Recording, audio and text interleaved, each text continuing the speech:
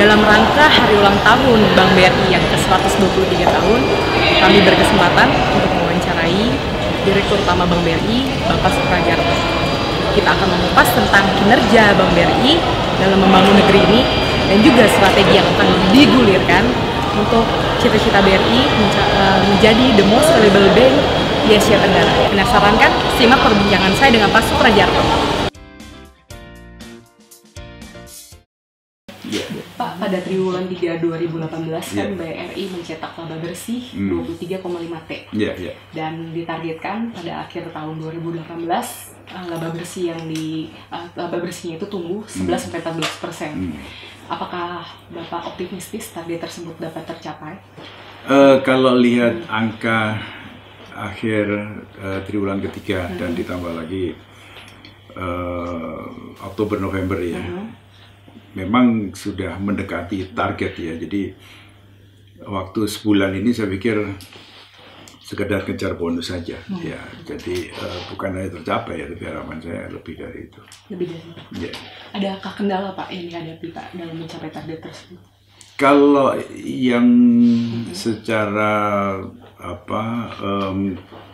kendala-kendala yang agak serius nggak ada ya. Cuma memang kondisi global ya yang mendorong BI rate juga menjadi 6% seperti sekarang ini tentu yang sebelumnya kita tidak menduga juga, walaupun kita sudah sering mendengar bahwa Fed akan terus menaikkan, bahkan di bulan ini kan mungkin juga akan menaikkan lagi ya.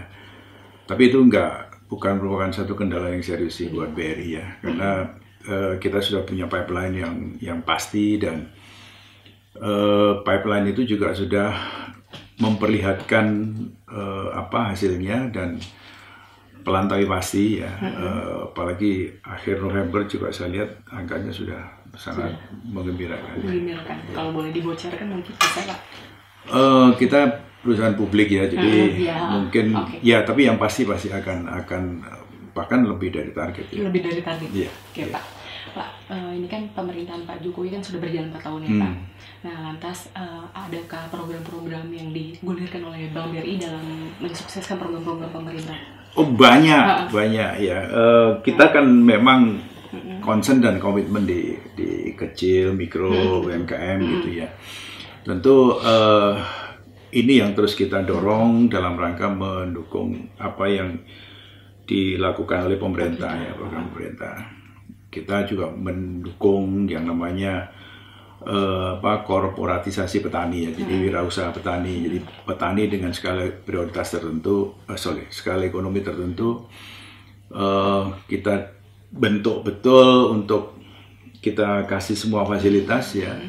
Jadi kalau padi seperti yang kita lakukan di Tasikmalaya, 4.000 hektar ya di satu kecamatan beberapa desa gitu.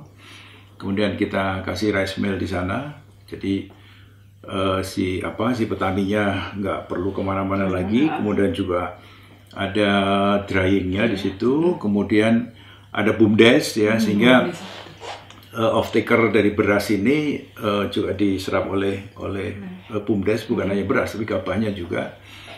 Kemudian kita juga lakukan packaging yang tadinya mungkin harga beras itu 10.000 lah taruhlah gitu, dengan di package lebih bagus bisa lebih punya value added ya, bisa menjadi 11.000, 12.000 gitu.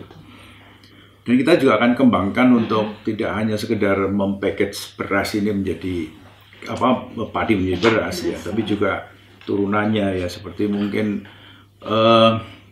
tepung beras dan sebagainya, kemudian juga bulirnya, kulitnya kita proses. Ini yang sedang kita lakukan terus penelitian. Dan untuk berapa kanwil, kita ada 18 kanwil, kita juga minta ada satu kanwil paling nggak 2 atau 3 gitu ya. Tapi bukan hanya padi ya, tapi mungkin juga kopi, coklat ya, bahkan jagung.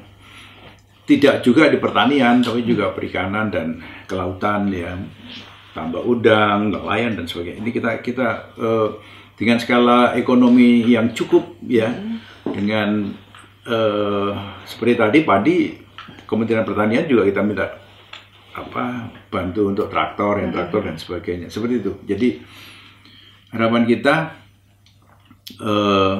petani, nelayan dan sebagainya itu bisa lebih sejahtera lagi, karena tadi tidak hanya menjual gabah ya seperti sekarang yang kemudian juga terikat oleh rentenir ijon dan sebagainya, tapi lebih dari itu.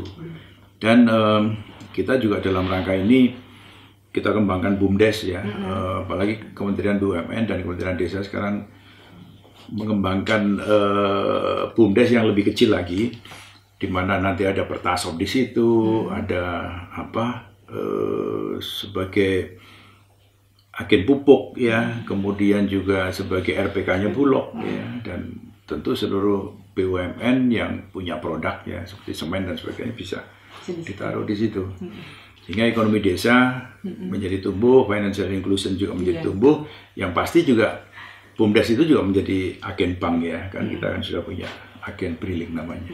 Ya. Pak, Bank BRI kan juga sangat mendukung untuk UKM agar naik kelas ya Pak. Ya. Sampai menerima penghargaan dari Bank Indonesia, terus dari Kemenko Perekonomian. Itu bisa di-highlight Pak yang udah dilakukan dalam banyak hal yang kita lakukan ya.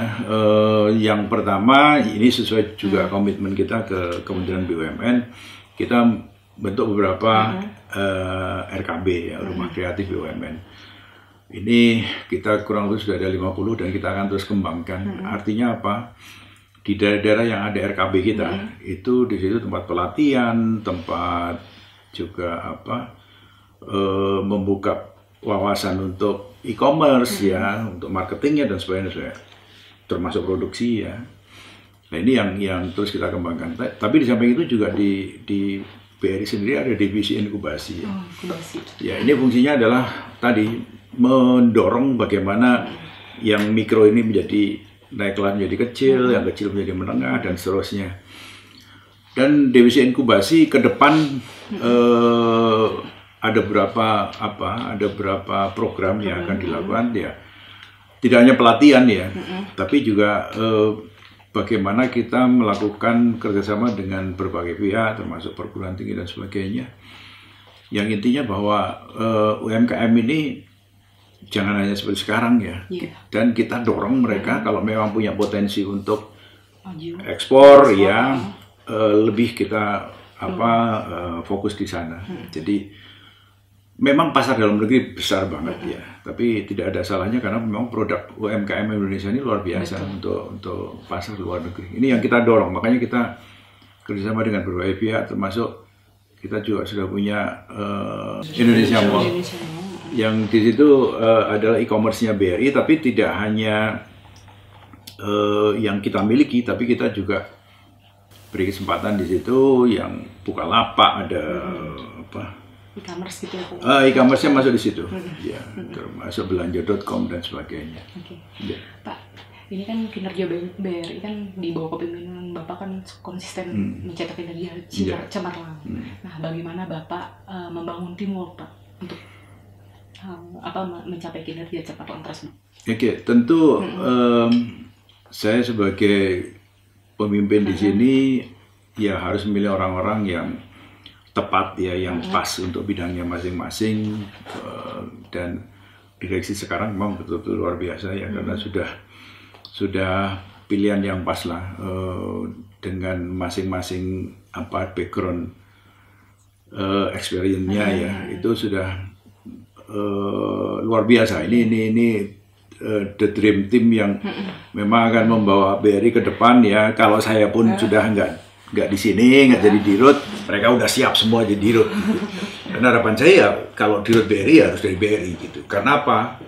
Karena yang tahu BRI ini adalah orang BRI. Ya, jadi kalau orang luar perlu belajar banyak, dan saya khawatir kita ini kan dari dulu ya, mulai dirut yang lalu kan sudah membuat fondasi bahwa kita tetap concern di mikro, kecil dan seterusnya, UMKM sekali. Jadi ini yang terus kita ini, jangan kita lari ke korporasi dan sebagainya. Korporasi boleh ya, tapi dalam porsi yang relatif harus sedikit lah. Gitu. Bagaimana Bapak mempersiapkan generasi muda untuk menjadi pemimpin ke depan, Pak? Strateginya? Ya, kita sudah dorong anak-anak milenial ini yang depan-depan ini milenial semua. Ini untuk punya peranan yang strategis ya. Saya udah mulai pilih mereka untuk tempat-tempat strategis. Saya dorong ya, supaya mereka terbiasa ya untuk menjadi seorang pemimpin. Kemudian kuncinya kan pemimpin itu punya banyak gagasan, inovasi, kreativitas dan sebagainya lah. Nah, ini mulai anak-anak muda kita biasakan untuk ke arah sana. Sebentar lagi kita juga akan lombakan beberapa hal yang terkait dengan bagaimana mereka lebih paham ya, dan apa yang harus dilakukan di BRI, termasuk juga kita kirim mereka ya untuk seminar, kemudian short course dan sebagainya, bukannya di dalam negeri tapi di luar negeri ya. Ini yang akan saya yakini bahwa itu akan menjadi bekal mereka ya, karena tentu ke depan kan kompetisi kan makin ketat, apalagi di era teknologi yang sudah seperti ini. Ya. Orang teknologi juga banyak yang kita kirim. Ya, soalnya sekarang kan bicaranya bukan yang besar mengalahkan kecil, tapi yang tercepat ya Pak. Iya, betul. Seperti yang sering dikatakan Pak Jokowi. Iya, ya. betul. Sekarang berarti generasi muda di BRI ini udah mulai mendominasi ya Pak? Udah mulai banyak? Mendominasi di level atas sih belum, ya. Tapi yang di menengah sekarang relatif sudah semua generasi muda, dan saya komit ke mereka bahwa itu yang terbaik, yang nggak usah perlu nggak ada lagi urut kacang sekarang ya seperti dulu, senioritas sudah ada lah, yang terbaik dan yang paling punya kapasitas dan kapabilitas yang kita utamakan. Betul. Nah, tahun ini kan BRI akan berusia 123 tahun ya Pak. Harapan Bapak Pak ke depan tentang terkait Bank BRI terus Pak? Ya tentunya karena BRI ini sudah sangat besar sekali ya, ibarat kapal induk yang harus kita jagain ya. Kecepatan kita jagain, arahnya, jalurnya supaya nggak salah ya. Sehingga harapan saya ya tetap kita harus komit di jalur yang sekarang ya. Kita tetap terus concern di bisnis mikro, kecil dan menengah. Kemudian juga kita coba untuk bagaimana ke depan ini teknologi mulai kita kembangkan di berbagai macam produk dan layanan ya.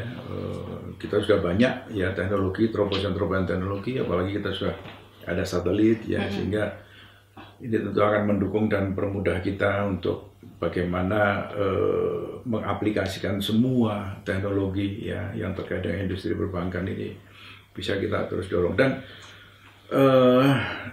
rasanya sih kita justru udah mulai lebih unggul ya dibandingkan dengan yang lain, dan ini akan kita terus kembangkan ya. Sebagai contoh ada MyQR ya di kita ya, yang QR code ya, walaupun nanti sebentar lagi itu akan dilebur menjadi satu produknya BUMN ya. Kemudian juga agen briling ada di mana-mana, nanti beberapa apps ya, aplikasi-aplikasi yang terkait dengan platform ekosistem juga kita terus kembangkan karena itu harus ya. Jadi beberapa ekosistem kita buat platformnya sehingga dari hulu sampai hilir ini apapun yang terkait dengan transaksi perbankan ya, maupun juga mungkin barangkali yang terkait dengan e-payment itu sudah semuanya pasti akan terikat di BRI ya, karena yang kita buat adalah platform ya, platform ekosistemnya. Jadi bukan kalau platform kan otomatis dalam satu sektor bisnis atau apapun ya itu udah saling mengkait gitu, jadi dia nggak bisa bergerak lain karena segala sesuatunya sudah bisa terpenuhi atau terfasilitasi dari BRI. Ya. Pak, sekarang kan milenial kan udah mulai 5 atau 10 tahun mendatang kan milenial akan mendominasi ya Pak. Adakah produk atau layanan inovasi dari BRI untuk menggait kaum milenial? Banyak sebetulnya ya. Tadi seperti MyQR ya. MyQR itu kan udah masuk di milenial lah. Betul. Kemudian tadi yang terkait dengan aplikasi-aplikasi milenial kan nggak mau repot ya. Benar. Mulai tagihan apapun lah ya. Kita ada Bribil ya. Bribil itu semua tagihan asal didaftarkan di kita udah selesai. Jadi mereka mau misalnya pun seperti teman-teman ini kan masih pada kos di belakang situ. Kita kerjasama dengan ibu kosnya, ya mereka udah nggak usah repot lagi ingat-ingat kapan bayar, termasuk kartu kredit, terus segala macam tagihan lah ya. Kita sudah punya aplikasi itu, dan aplikasi ini tadi yang saya sampaikan terus kita kembangkan ya, sehingga yang kita harapkan adalah dengan teknologi itu yang juga milenial sangat familiar, termasuk buka rekening pun juga cukup dengan gadget. Dia ngajuin loan juga cukup dengan device ya, karena kita sudah ada Brispot ya. Buka aplikasi, diajuin, selesai, tinggal ke bank, sign ininya. Demikian buka rekening juga seperti itu. Jadi kemudahan ini yang terus kita kembangkan, dan BRI ini punya 60% lah pegawainya adalah milenial. Itu laboratorium kita sebetulnya. Jadi biasanya kita tanya ke mereka, sampai tadi desain MyQR misalnya, kita sebarin dulu ke ini, kira-kira kalian suka yang mana ya? Karena kan yang justru banyak gunakan kan mereka. Ya, nah ini milenial yang ada di BRI yang 60% tadi laboratorium kita. Dalam segala hal lah kita manfaatkan, termasuk juga kita dorong ada komunitas-komunitas milenial di BRI. Ya. Pak, tahun 2022 Bank BRI kan bercita-cita menjadi the most valuable company di Asia Tenggara ya Pak. Ya. Apa parameter yang digunakan untuk mewujudkannya Pak? Yang pertama, kalau ini saya harus ngepek, kalau nggak ngepek, baca kerpean agak ribet nih, nanti salah ngomong. Tapi pertama tentu the most valuable itu kan memang betul ya, ada parameter-parameter yang harus kita capai ya. Di mana sih tempatnya ya? Nah, ada beberapa hal ya, karena kita memang concern di mikro ya. Yang pertama adalah parameternya 50% market share mikro sudah kita capai. Kemudian parameter kedua adalah yang terkait dengan konsumer. Nah, kita berharap juga konsumer menjadi yang terdepan ya di BRI. Utamanya adalah salary loan, kemudian juga housing loan ya. Ini yang terus kita dorong untuk menjadi yang terdepan. Kemudian tentu UKM sendiri ya,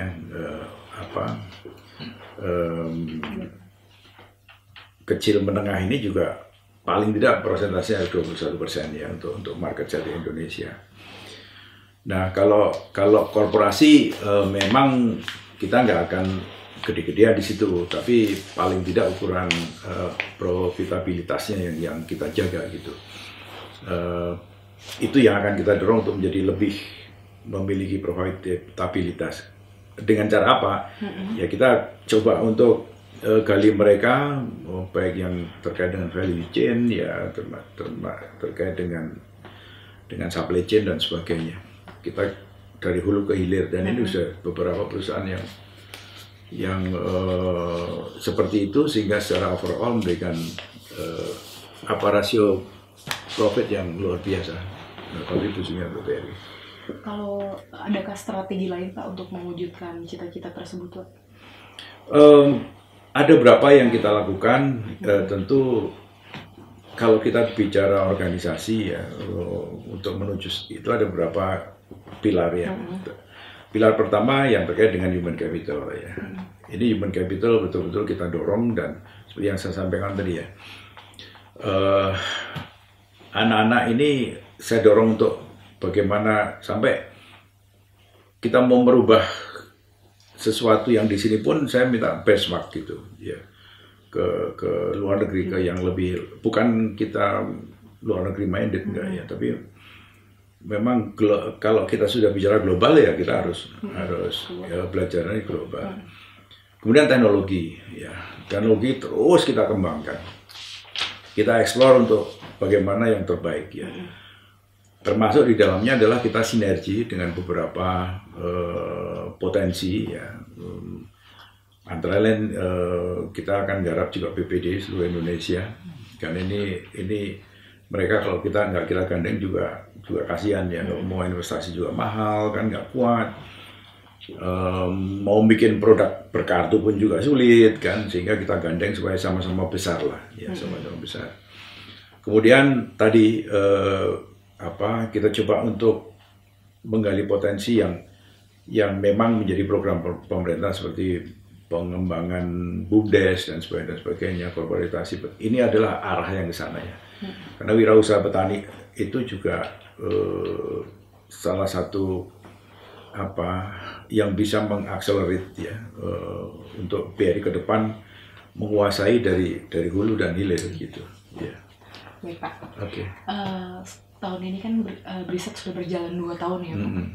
Bagaimana progres dan evaluasinya Pak? 3 tahun ya Brisat ya. 2016. Ya kan? Brisat ini sesuatu yang tentu sangat memberikan kontribusi yang luar biasa ya untuk BRI, karena selama ini kita bisa menjadi lebih efisien. Kemudian yang jauh lebih penting bukan dari sisi efisiensi ya, karena kalau sisi efisiensi yang namanya teknologi itu makin ke depan makin canggih makin murah kan gitu ya. Jadi mungkin tahun depan kos saya bisa cari dengan alternatif lain, mungkin seperti itu. Tapi justru yang jauh lebih penting adalah dengan adanya kita memiliki satelit sendiri ya, itu faktor reputasi sebenarnya. Ya, kan kemarin setahun yang lalu, 2 tahun yang lalu ketika satelitnya Telkom bergeser, yang tidak kena dampak adalah BRI. Ya, jadi dan itu penting untuk banking system ya, industri perbankan itu penting banget. Ya, karena reputasi itu ujungnya adalah trust ya. Karena kalau orang sudah nggak punya reputasi, terus kemudian nggak dipercaya ya udah. Bank ini modalnya adalah kepercayaan gitu. Jadi sangat luar biasa sebenarnya. Bahkan mimpi saya kalau ada kesempatan ya kita harus perlu tambah lagi ya untuk sebagai cadangan yang sekarang sudah ada di orbit ya. Dan sebenarnya banyak hal yang kita bisa kembangkan mulai satelit ya. Harapan saya kita juga beli satelit. Kalau sekarang kan lebih banyak yang Q-band sama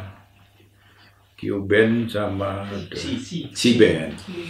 Saya berharap punya L-band ya, karena L-band ini coveragenya lebih rendah, sehingga nanti semua yang bisnis yang harus dengan teknologi itu bisa lebih, contohnya transportasi gitu ya. Kalau ekspedisi itu sudah dipasangin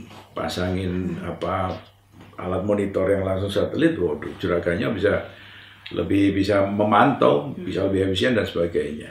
Termasuk kapal, pergerakan kapal. Kapal itu kan mungkin si nakodanya alasannya ada badai, kemudian macam-macam lah, berbagai alasan, sehingga konsum bahan bakarnya menjadi lebih banyak. Padahal kalau sebenarnya yang sungguh terjadi mungkin tidak seperti itu, tapi dengan satelit akan lebih akurat gitu. Mana nggak ada badai, ini Anda juga bisa lewat sini loh jalurnya, seperti itu. Dan banyak hal seperti merchant-merchant kita ya, itu akan lebih fleksibel. Kalau saya pengennya ya punya satu lagi selain cadangan juga bisa dikembangkan untuk pengembangan bisnis yang lain ya.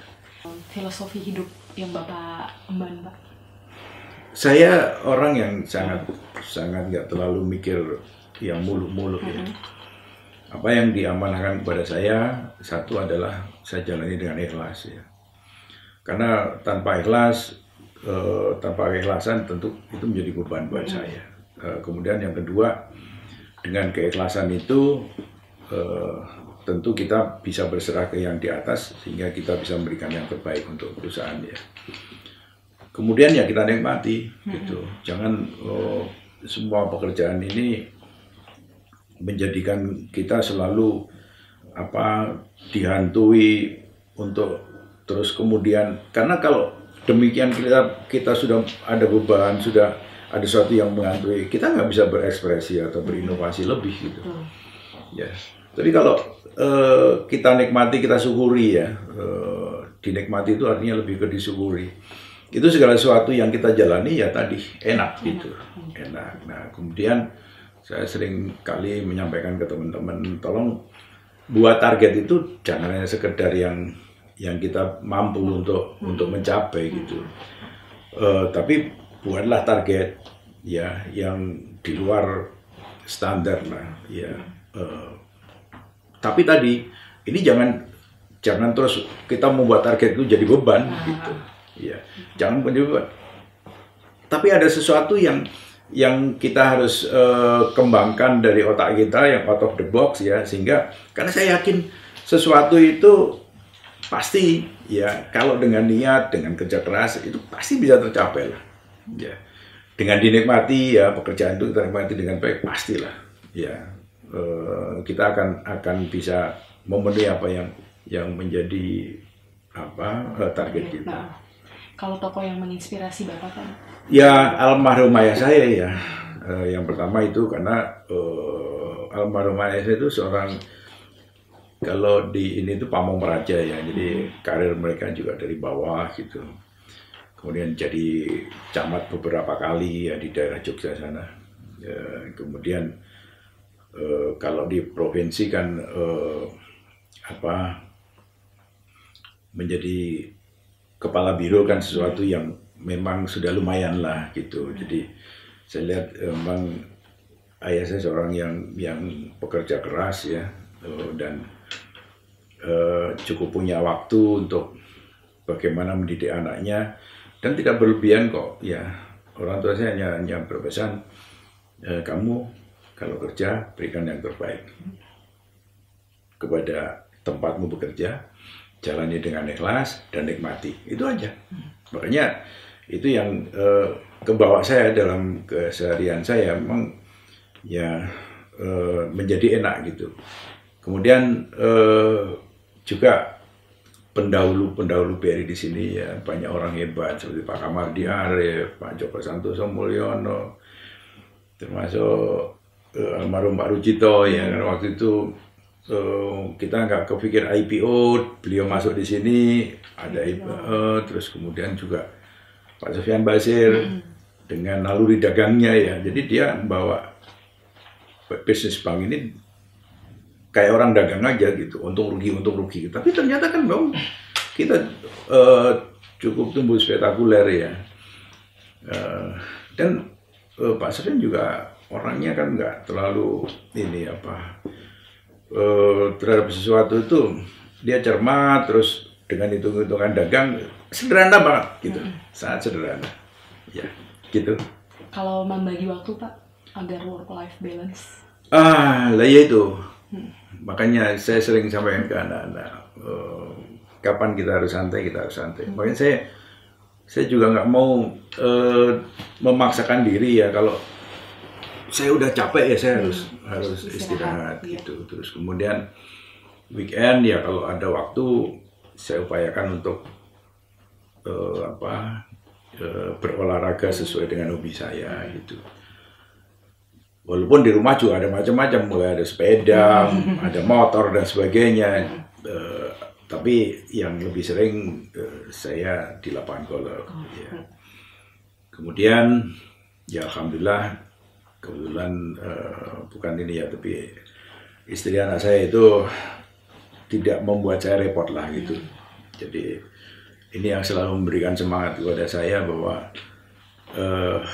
di rumah semua sudah serba tertata ya, artinya anak-anak dengan kehidupannya sendiri-sendiri sudah enjoy ya, dalam arti kata udah di masing-masing profesinya. Kemudian si Nyonya juga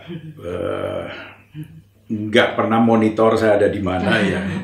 Karena sesuatu kalau sudah kita miliki, kemudian dia percaya banget kepada kita, itu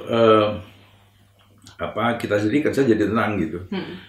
Tapi coba kalau jam 7 aja udah ditelepon, di SMS, Pak di mana? Wah, pening kepala gitu. Saya diberikan amanah pemimpin BRI yang sekarang sudah revolusi industri 4.0 ya. Kalau saya nggak ngikutin, kemudian anak-anak di bawah ini tidak terarahkan dengan baik yang terkait dengan digital, wah kita akan ketinggalan gitu. Paling nggak ngerti lah, walaupun secara detailnya itu urusannya direktur teknologi ya.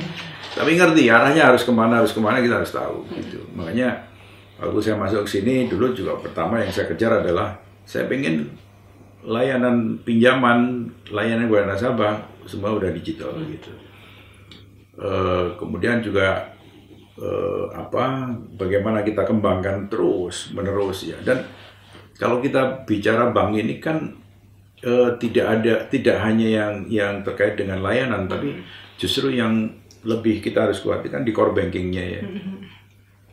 Karena core banking ini yang sebagai jantung dari semua yang terkait dengan teknologi. Kalau nggak di sini kuat ya repot juga mau membuat aplikasi apapun jadi ternyata nggak bisa digunakan dengan baik kan, malah backfire buat kita. Tetap memang kita dorong di UMKM ya. Kemudian kita dorong di teknologi sekali lagi. Kemudian tadi human capital kita juga harus terus kita dorong untuk lebih bisa beradaptasi dengan perkembangan global ya. Yang jadi acuan saya adalah global, bukan domestik ya. Karena kalau kita hanya mengacu pada domestik, ya kita akan ketinggalan. Ya, tapi kalau kita mengacu pada global, perkembangan global, kita one step ahead ya dibandingkan dengan yang lain. Ini yang terus menerus. Makanya saya tidak pelit untuk terus dorong anak-anak ini ke luar negeri gitu. Bahkan saya pengen mereka termasuk di dalamnya kan kita juga kembangkan anak-anak perusahaan ya. Karena anak-anak perusahaan ini penting. Tahun ini kita tambah 3 anak perusahaan ya, dana reksa sekuritas, kemudian dana reksa investment management, kemudian yang satu adalah modal ventura ya. Ini masing-masing punya fungsi. Kenapa saya ngambil sekuritas? Karena saya pengen integrasi semua bisnis yang ada di BRI ya, bisnis terkait dengan tentu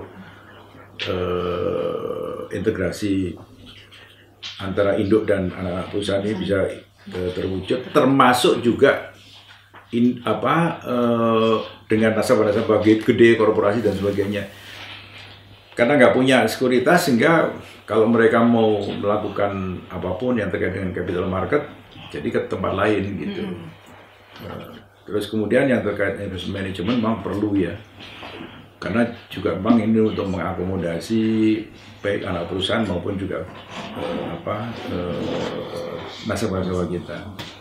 Nah kalau untuk modal ventura lebih ke untuk platform fintech, kemudian juga di situ juga untuk beberapa terkait dengan pengembangan teknologi ya. Kita juga sedang mempertimbangkan untuk masuk satu aplikasi remittance di luar negeri ya, karena kalau enggak di luar sana TKI kita itu potensinya diambil oleh orang lain gitu. Kemudian anak perusahaan juga terus kita plototin ya, baik BRI Life ya, kemudian ada 2 bank, ada satu bank agro dan bank syariah. Saya pastikan tahun depan juga mereka sudah buku 3 ya, udah buku 3, harus buku 3. Kemudian ada BRI Finance ya, ini yang kita dorong terus ya, karena tahun-tahun yang lalu kurang terperhatikan sehingga pertumbuhannya hanya gitu-gitu aja. Padahal pasar BRI Finance ini luar biasa, ngelola captive market induknya aja sudah luar biasa. Ya apalagi kalau bisa bergerak di luar, karena modal buat mereka pasti nggak akan ada masalah karena kita injek terus. Ya. Itu yang terus kita kembangkan 2019. Ya, mudah-mudahan dengan berbagai upaya tadi, insya Allah saya berharap kita bisa lari kenceng ke depan, meninggalkan yang lain ya, sehingga bukan hanya menjadi bank kebanggaan domestik Indonesia, tapi saya pengen kebanggaan Indonesia ternyata BRI bisa mampu berkiprah di global. Sekian wawancara saya dengan Pak Suprajarto. Jangan lupa like and subscribe channel YouTube Min Obsession.